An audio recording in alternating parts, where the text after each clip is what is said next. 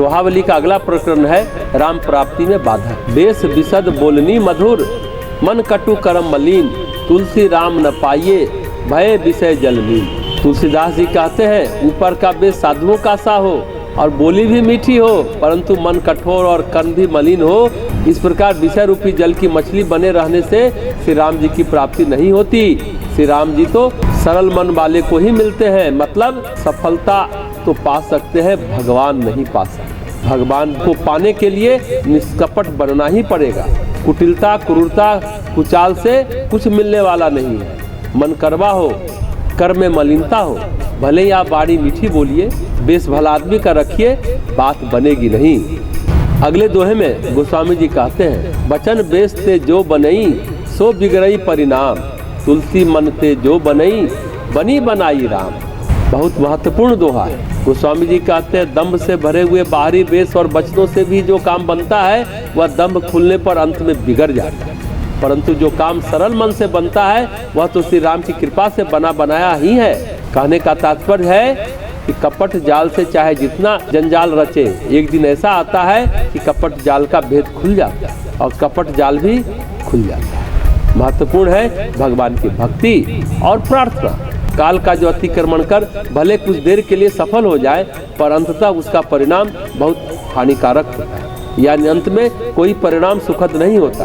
काल सहयोग अगर नहीं कर रहा है तो शांत रहकर सब सहना चाहिए। बहुत गहरी बात है। अगर समय अनुकूल नहीं है तो चुपचाप धैर्यपूर्वक शांत होकर सब कुछ सहना चाहिए और इच्छा आकांक्षा को मिनिमाइज रखना चाहिए, कम से कम रखना चाहिए। तो राम प्राप्ति में बाधक है विषय का चिंतन।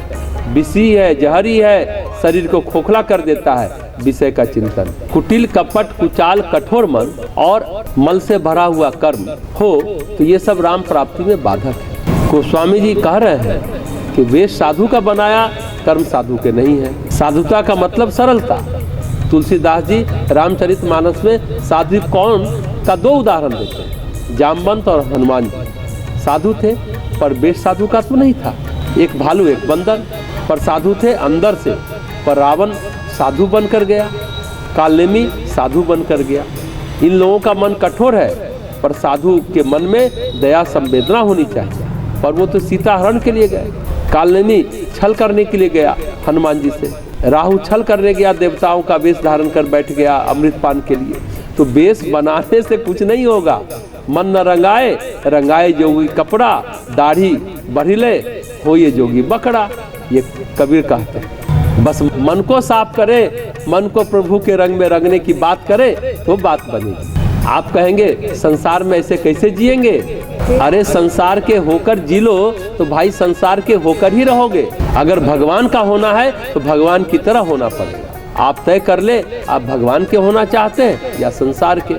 संसार के मार्ग में बहुत कुचक्र है, बहुत षड्यंत्र है, पर भगवान के मार्ग टेढ़े मेरे नहीं है। आपको बेस बनाने की जरूरत नहीं है, भगवान ढूंढ लेंगे।